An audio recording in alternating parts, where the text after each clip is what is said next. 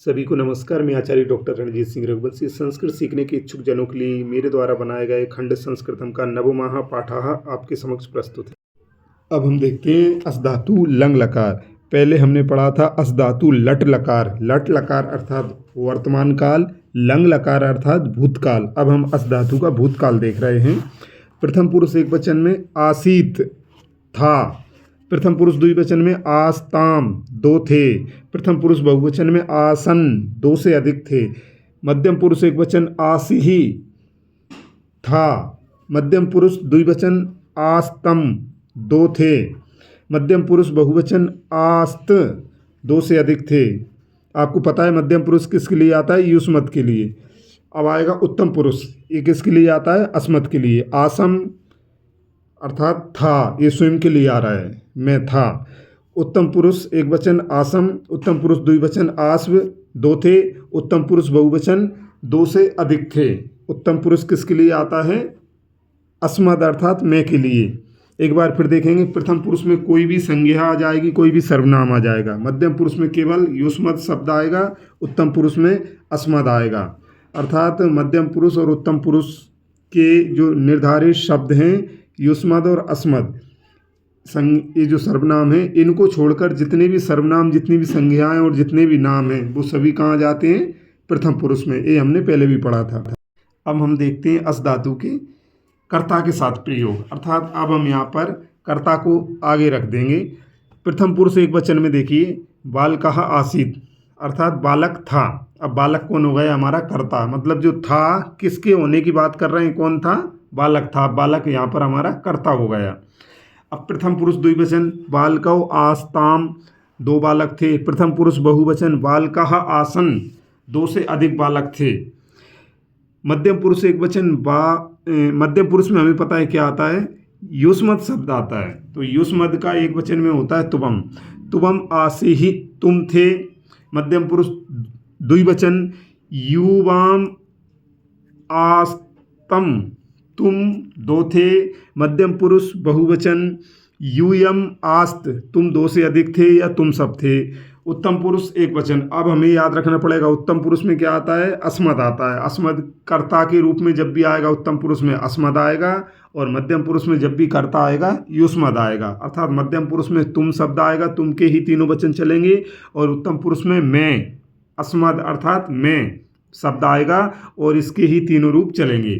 तो उत्तम पुरुष एक वचन अहम आसम मैं था। उत्तम पुरुष द्विवचन आबाम आस्व हम दो थे। उत्तम पुरुष बहुवचन वयम आस्म हम दो से अधिक थे या हम सब थे।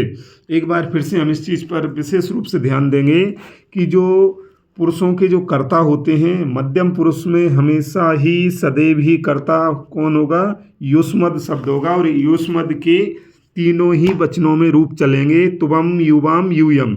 इसी प्रकार उत्तम पुरुष का जो कर्ता होगा वो सदैव अस्मद होगा, और अस्मद के तीनों वचन में तीनों रूप चलेंगे, अहम आवाम वयम।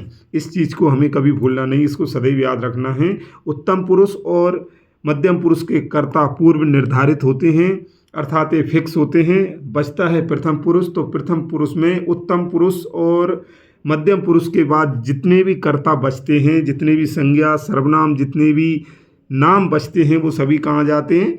प्रथम पुरुष में आ जाते हैं। इस प्रकार से आशा करते हैं कि आपको ये चीज़ समझ में आ गई होगी। अब हम इसके एक बार फिर से अंतिम बार बताएंगे कि प्रथम पुरुष जो होता है उसमें जो कर्ता होता है वो कर्ता मध्यम पुरुष और उत्तम पुरुष को छोड़कर होता है। अर्थात युष्मद के तीनों वचन, अस्मद के तीनों वचन, इनको छोड़कर संसार में जितने भी नाम संज्ञा सर्वनाम बचे हैं वो सभी कहाँ आ जाते हैं? प्रथम पुरुष में आ जाते हैं। अब हम देखते हैं अस धातु लंग लकार अर्थात अस धातु भूतकाल के अकारांत पुल्लिंग शब्द के साथ प्रयोग। इसमें अकारांत पुल्लिंग शब्द हम लेंगे शिक्षक। प्रथम पुरुष एक वचन सह शिक्षकः आसीत् वह शिक्षक था। प्रथम पुरुष द्विवचन तौ शिक्षकौ आस्ताम वे दो शिक्षक थे। प्रथम पुरुष बहुवचन ते शिक्षकाः आसन वे दो से अधिक शिक्षक थे या वे सभी शिक्षक थे। मध्यम पुरुष एक वचन तुवम शिक्षकाः आसिहि तुम शिक्षक थे।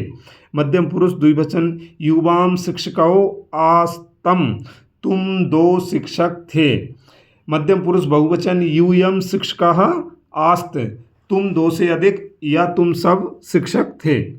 उत्तम पुरुष एक वचन अहम शिक्षकः आसम मैं शिक्षक था। उत्तम पुरुष द्विवचन आवाम शिक्षकौ आस्व हम दो या हम दोनों शिक्षक थे। उत्तम पुरुष बहुवचन वयम शिक्षकाः आस्म हम शिक्षक थे या हम सभी शिक्षक थे या हम दो से अधिक शिक्षक थे। बहुवचन का अर्थ होता है जहाँ पर दो से अधिक की बात आ जाती है वहाँ पर संस्कृत में बहुवचन लग जाता है।